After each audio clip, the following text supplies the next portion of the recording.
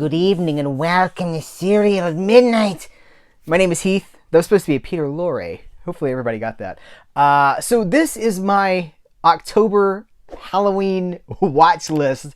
The stack of things that I'm trying to watch this month. Now I started back on October 1st. We've been watching all kinds of stuff. We're digging into the Nightmare on Elm Street series again this year. I'll probably do some Friday the 13th.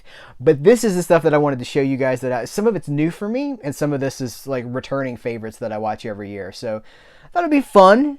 Come along with me and we'll talk about this stuff together. But I'm starting in a place that's really, really ambitious because I pulled from my collection all 6 of the Universal horror collections, the Scream Factory collections that have the old Universal movies. Now, these are not the Universal monster movies. These are the other movies that are also horror but don't have the classic monsters in them. So, like this one alone is just 4 collaborations between Bela Lugosi and Boris Karloff. So what I want to do is, like, this year, so I've seen most of these movies before. This year I wanted to write reviews for as many of them as possible. I was going to do one a day, but that's too ambitious. I can't, because I put up a video just about every day too, and there's literally not enough time. But I've already posted a review for The Black Cat. I've got a review for The Raven. That's probably up by the time you see this. See, here's the thing. So if you're only watching this channel, if you're only watching the videos, this is like half of it. I've been writing reviews for almost 10 years. And so there's a huge review archive at CerealAtMidnite.com. I mean, hundreds of reviews. And I wanted to add more Universal movies to that. I've done, a couple of years ago, I did a deep dive on the Mummy movies. I did all the Mummy movies, and I did some of the Invisible Man movies. But really, I want to have review representation up for these classic Universal movies. Universal and horror, I mean, like 2 peas in a pod. They're 2 words for the same thing, right? So that's my goal. So I'll be posting these. If you're subscribed to this channel, you should see. I'll be posting those in the community section of YouTube. This fits into there too. Is this Scream Factory? Yeah. This was not included in a box set, but it's the Murders in the Rue Morgue with Bela Lugosi. So I picked up the Dementia 13 director's cut. So I know this movie from like every public domain collection, because Dementia 13 went into public domain, right? And so it's on so many of those collections, and it's not usually in good quality. So this is from the Vestron series, and it's Francis Ford Coppola. Do I go on a sidebar? I'll try to keep this as short as possible. So, like, I like Francis Ford Coppola. I like his non-Godfather work way more than I like The Godfather. You get into some of his, like, 60s films, and I think this is 60s. This is 1963, yeah. So I've never seen the director's cut for this. And the Vestron line, I gather this was like a deal, right? So they don't have the theatrical version here, probably because he didn't want him to put it on here. He was like, that's not my cut. This is my cut. Because there's controversy, right? So this is the Coppola approved version with an introduction from Coppola, an audio commentary by Coppola, and then a prologue. So I've never seen this version. I'm gonna be spinning this month. It's 63. Is it 63? Hold on, I'm looking for the running time. 69 minutes. It's 69 minutes. But who's seen the director's cut? By the way, this was like $6.99 on Amazon. I could not believe it. These Vestrons, for a long time they were like $30 or whatever. Now they're like 12, and then they go on sale even deeper than that. I'm really excited about this. This is The Bat from The Film Detective, the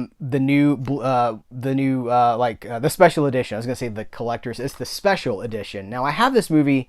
The Film Detective has been doing these restorations for a long time, and I have a DVD version of The Bat from The Film Detective from years ago. But this is the new hotness with all the bells and whistles, because that's kind of what they're doing now. Roughly once a month, we get an amazing, fully collector's edition, special edition Blu-ray from The Film Detective with commentaries and a booklet and documentary features. So this has, well, first of all, it's Vincent Price, who I love. I'm an absolute Vincent Price junkie. Both his serious work and his Baroque horror stuff. I just love Vincent Price. Even his cooking. He's such a fan of cooking and art and all that. So he's just such a fascinating guy. Agnes Moorehead is in this as well. Who was like, so she's Endora on Bewitched. She's Samantha's mother. It's so sad to me when you get into your film fandom and you start to realize that these people that you know is this one thing, you know, like, oh, Agnes Moorehead, Endora from Bewitched. And then you realize that that's like the last and cheapest thing that they ever did, coming off of a huge prolific career. So Agnes Moorehead, an amazing actress in so many wonderful things. She's in a Humphrey Bogart movie. She's in it. Was it Dark? Is it Dark? Dark Passage. It's not Dark Victory. That Dark Victory is that the Betty Davis movie? Anyway, some of you guys are like, I don't know what he's talking about. So she's an amazing actress, and of course she ended her career with Bewitched, and so a lot of people know her as Endora. Same thing with like the Munsters, you know. Yvonne DiCarlo is Lily Munster, and so many people like, what's your favorite Yvonne DiCarlo movie or, you know, performance? People are like the Munsters, but like in the 40s, like in the 40s and the 50s, like studios were writing movies for her. She was like the total sexy package. And then so many of these people, you know, the 60s and the 70s, they end up on television and in these low budget B movies just to make ends meet. All that goes to say, these can be gateways, like those shows we're talking about can be gateways to very great things. So this is a really fun movie. Vincent Price, Agnes Moorehead. This edition has feature-length commentary by Jason A. Ney, and The Case for Crane Wilbur, a featurette from Ballyhoo Motion Pictures. You know I love Ballyhoo. On the director and screenwriter of The Bat. So that's great. And then 9 exclusive archival radio rebroadcast episodes featuring Vincent Price. Plus a booklet. You know I love a booklet. So this is great. I've seen the movie before, but I'm going to be revisiting it in October. We've also got a new Visual Vengeance title. This is the 7th. It's only been 3 months, I think, since Visual Vengeance has been on the scene, and we're on 7 titles already. Really cranking them out, but I love it. So this is, you know, it's all low budget, shot on video, direct to video. It's not even direct to video, feels kind of misleading. These are really, really micro budget movies, often shot on videotape. But they're putting so much love into these packages. Stay tuned. We're not finished talking about Visual Vengeance. I got something really special coming up for you guys soon, hopefully. So this is the latest one, Moonchild. And look at all the special features. I'm not going to read all that stuff to you, but you can check it out. That's right. I didn't say check it out. I said check it out. So we've got our usual stickers. We've got a little, I won't call it a booklet because it's just the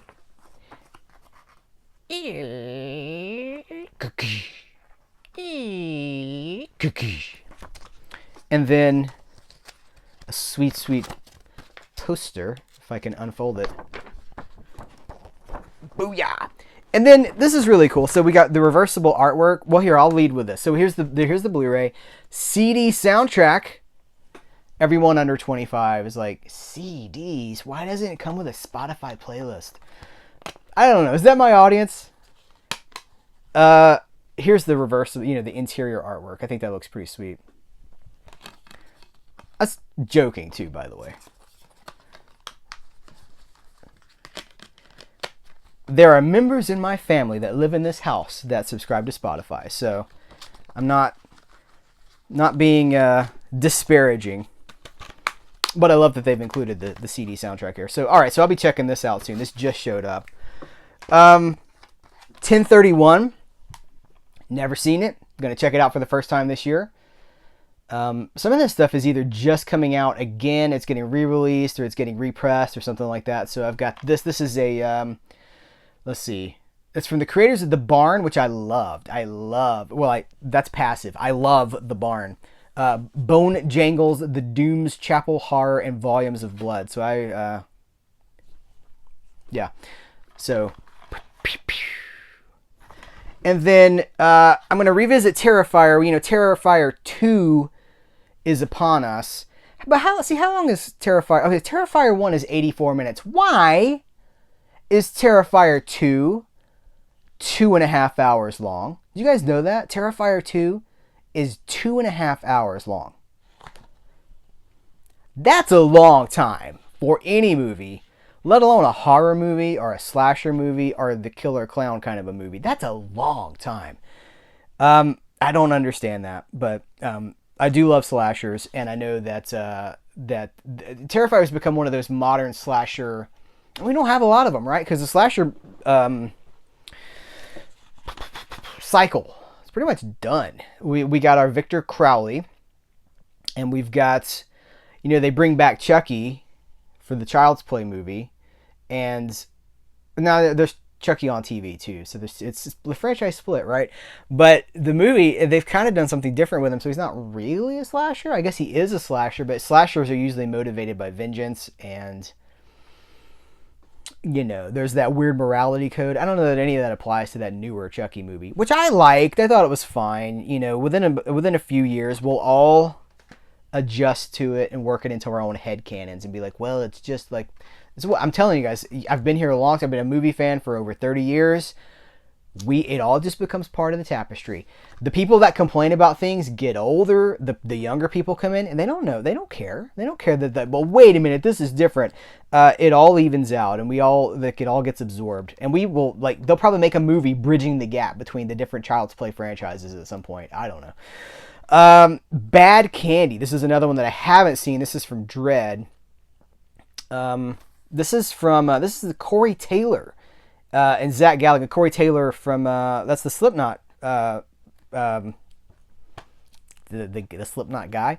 Zach Galligan is in this as well. So I'm curious about this. It looks like it's a 2021 movie. And who has seen? Does this have? Yeah, this has reversible. Got that, and then that. On Halloween night, New Salem radio DJs Chili Billy, Corey Taylor, and Paul, Zach Galligan, tell a twisted anthology of terrifying local myths. Residents of the small town experience horrifying paranormal encounters that lead them to a grim end. It's got director's commentary, behind the scenes videos, filmmaker interviews, uncured sacrifice music video, and a storyboard. So I like the VHS styling of this, but who's seen the movie? Also, this will be a discovery for me too. Haunt. Who are they? From the writers of A Quiet Place and producer Eli Roth. When they put we talked about this before. When they put producers on the cover, that doesn't do much for me. Producers are like the money people, you know. It's not like they're now the writers. That's one thing. Anyway, just an aside. Some monsters are real. On Halloween, a group of friends encounter an extreme haunted house that promises to feed their darkest fears. The night turns deadly as they come to the horrifying realization that some nightmares are very real. How real? Very real. Loaded up with stuff. I have it on good authority that this is actually really, really good. I'm not trying to make fun of the movie. I'm just trying to make this video as interesting as possible. Holding up things and talking about them is a challenge. It's more challenging than it seems like. So anything that you can do to kind of bring in a little bit of energy, so I'm just trying to keep it fun and fresh, and I'm also keeping myself amused. This is part of it. So this looks really good. And again, I've heard from multiple people that this is actually really good. Do we have? Yeah, there's Interior.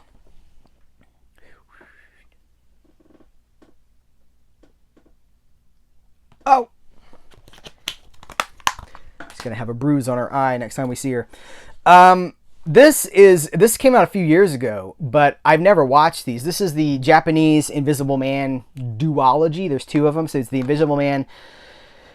The Invisible Man Appears and the Invisible Man versus the Human Fly. So these are 60s. Oh no, they're older than that. Looks like The Invisible Man Appears is 1949, and The Invisible Man versus the Human Fly is 1957. They are early Toku movies. Toku, Ultraman, Gamera, Godzilla, I guess. Special effects, monsters and things like that. It's from Daiei Studios, who would go on to make Gamera later. But I'm really interested in these because they are in the shadow of the Universal Invisible Man movies. They also named something else back here. That's one of the earliest examples of tokusatsu cinema from Daiei Studios, later home of Gamera. So This is from Arrow, and it came out, I want to say, about 2 years ago. And I'm excited to check it out. Hey, let's put what's the teaser card in here? Tremors. That was a go. That was like a year ago. It was the Tremors 4K. What an amazing 4K that was too. That's a great movie. Oh, hey, here there's reversible artwork here. So there's the Invisible Man versus the Human Fly, and a booklet. You know, I love a booklet. This is new to me. Scary Movie from the AGFA. Is it the American Genre Film Archive? I couldn't remember if it was American or like Allied or something like that. So it is red, white, and blue Film Genre Archive. The AGFA. What did I say? Anyway, Agfa. So this is a 1991 movie that I've never seen. They've restored it from 16mm, and it's got a lot of cool special features. They've intrigued me here. I'll give you a full 360 of this bad boy. But check this out. So they say, oh, by the way, one on Halloween night, big time nerd, and it says Warren Hawks channeling a mix of Buster Keaton and Crispin Glover. Hey you. So, but in this haunted house, is this harmless? Is this haunted house as harmless as it seems, or has a psychotic mental patient found a new stomping ground? Shot in Austin, Texas, regional horror. Scary Movie combines Argento-esque neon, Freddy Krueger dreamscapes, and slapstick inspired by Evil Dead 2 to forge a Valentine to Halloween. That sounds really cool to me, so that's really intriguing. And again, it's a discovery. We've got the a Blu-ray and a DVD. Wait, what's this? Is this reversible art? It is reversible art. For all the people, some of you guys were just like, DVD. We're going to talk about DVD. We've already talked about some DVD. For everybody that thinks that DVDs are trash, remember, DVDs outsell every other format by well over double. It's like 3 times, 4 times more. Because for most people, it's good enough. So every time you think, ew, DVD, just remember there are 4 times as many people that are like, I'll take that, thank you very much. So that's why they continue to manufacture this stuff. Tales from Halloween, that's an annual viewing. Well, I don't watch it every year, but I'm going to watch it this year. What is your guys' favorite story segment from Tales of Halloween? I remember when this movie was brand new and it was streaming only, I think. You could buy it digitally and it was also streaming, but if you wanted to own it, like that was way more complicated and you had to go directly through the Tales from Halloween website to get the Blu-ray, which is I think maybe what I did. I think I've got 2 pressings of this. So interesting how that doesn't feel like it was that long ago, but times change fast. I'll be checking out Disturbing Behavior. I saw this movie back in the 90s, I guess, and I don't really remember much about it. Look how moody, man. We got James Marsden, a.k.a. Cyclops, a.k.a. that human guy from the Sonic the Hedgehog movies. I don't remember his name. Katie Holmes, and Nick Stahl is in this as well. This is from the MVD Rewind collection, who I always think does great jobs with this stuff. But I don't remember this movie. There was a whole run of these from like 90. I guess these are coming out after Scream. The influence of Scream. We got, what do we get? We got Urban Legend. We got I Know What You Did Last Summer. And I actually like a lot of those. Here's a hot take. I like some of those more than I like Scream. I like Scream. I think Scream has a Matthew Lillard problem. And I like Matthew Lillard, but Wes Craven really, I feel like he needed to be like Matthew.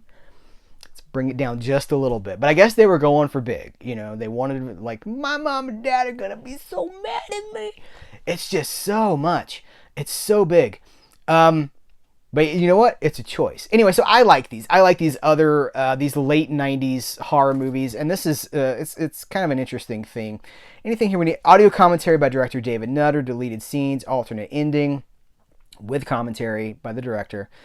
The original theatrical trailer, reversible artwork, which you saw, and the collectible mini poster with this art on it. So I'll be catching up with that one.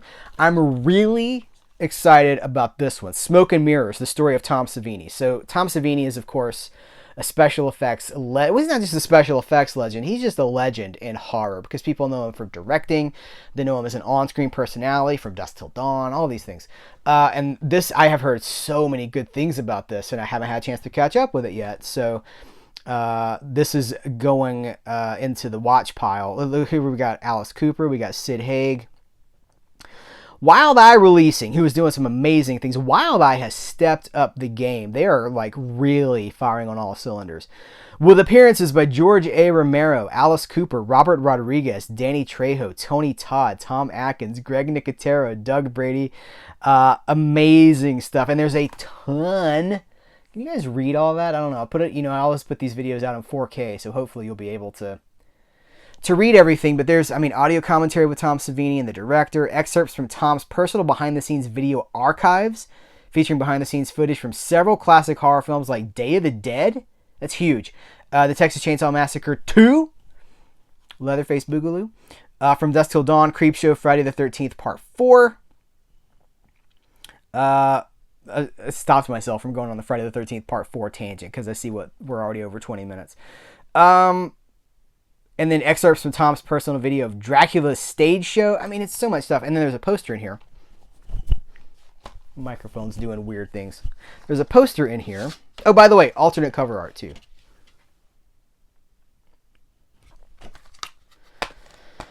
So let's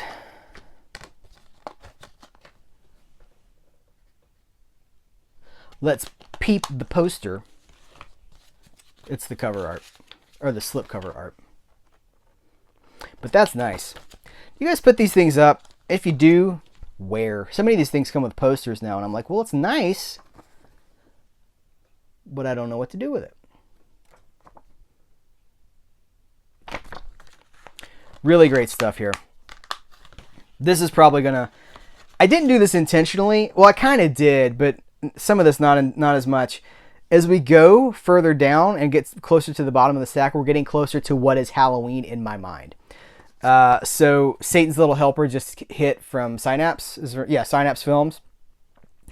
I've never seen this. It is a Catherine Winnick, Alexander Brickell, and Amanda Plummer, who's Christopher Plummer's daughter. It's just interesting. So the Sound of Music, right? Christopher Plummer. But then she's the one in Pulp Fiction who's like, "All right, you. I'll execute every mother. Last one of you." So I'm interested to see. It's Jeff Lieberman film. This is from Synapse. I said, no, but what is the year? What's the year? 2004. So we got audio commentary with the director, adventures behind the scenes, featurette, The Devil and the Details, the making of Mr. Satan's Neighborhood, a tour of the filming locations with the director. Nice title there. We have our Synapse catalog, which I can't show because it's got a lot of adult stuff in it. And then there's the disc art itself. Does this have a reversible? Yes, it does. I recognize this. I still haven't seen it, but I think I recognize this from the old video store days. Used to, you could walk into a store and they'd have all sorts of rows of movies lined up, and you just walk up. Everything I do is Southern because I'm in Alabama. I'm a Southern guy. Southern man better keep your head. Okay. I picked up the Funhouse, so I know the Funhouse really well. I love this movie. Tobe Hooper. There was a deal alert for this. I don't even remember what the deal was. I want to say it was like $12.99 or something. It was insane for a Scream Factory 4K. And people were like, "Is that any good? I don't know. I've heard bad things. This movie's amazing. Who would what kind of monster? What kind of monster would be like Funhouse is no good? This movie is fantastic. It's an '80s movie that's set in a funhouse in an amusement park after hours with a crazed killer. Wow, that's not amazing? Of course it's amazing. It's a great movie. So prepare yourself. The alternate artwork here is fairly stomach turning. This is really gross. And it's got a lot of stuff here, but I'm mostly excited about just upgrading this because I've had the... It's over there. You can't see it, but I've had the Blu-ray since it was new.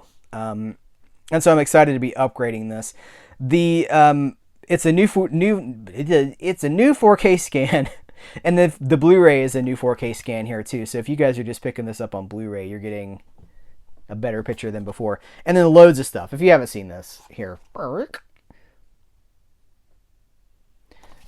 Toby, I'll have to do a video about Tobe Hooper one of these days, but he did so many different kinds of things. And I just love the guy. I don't necessarily love all the movies, but I love what he brought to them. And there's so many stories, Toby Hooper stories too. I'm going to watch The Lost Boys again. If you haven't seen my 4K review, check it out because I loved it. This is a movie that I adore. I adore The Lost Boys. It's not even like logical. Like Bree, my wife, she's my age, but she doesn't love The Lost Boys like I do. Probably because I saw it at just the right age. I saw it early 90s, I guess. And I've lived with it for a long time, but I was really close to that time period. Gen X, like this is kind of the ultimate Gen X vampire movie. The idea of like, it's Santa Clarita, the idea of basically the beachside amusement park that's being haunted by vampires that are like basically 80s metalheads. Like that's kind of the thing. And I totally resonate with that because I grew up watching, that's the music, like Rat and Dokken and all this stuff, like pre-grunge. Like that's the stuff that I was listening to and really excited by. Anyway, I love this movie. And I will probably do everything I can to spin this again before Halloween gets here. Every year, like the week of Halloween, I bust out the Universal Monsters. I don't know that I'll be able to get through all 8 of these again, especially since I'm watching the Universal horror movies all month long, the non-monster movies. But I'm going to do my best. At least probably Frankenstein, Bride of Frankenstein. I don't know. I want to get through all. And they're only about an hour each, an hour to an hour and 20 each. So it's not a huge time commitment if you just carve out like a weekend to be like, I'm doing the monsters this weekend. But for me, if you've seen my review for these sets, this one just went up. These are the movies that made Halloween. There's probably a Netflix show called The Movies That Made Halloween.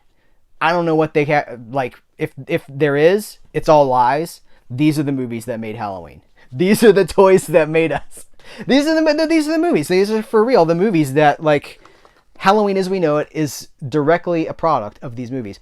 And the last ones you're gonna be like, what? Every single year for at least the last 10 to 15 years, I watch Garfield's Halloween Adventure, which I have had on this old DVD for ages. What's the pressing year on this? This is licensed through Fox. 2004. There you go.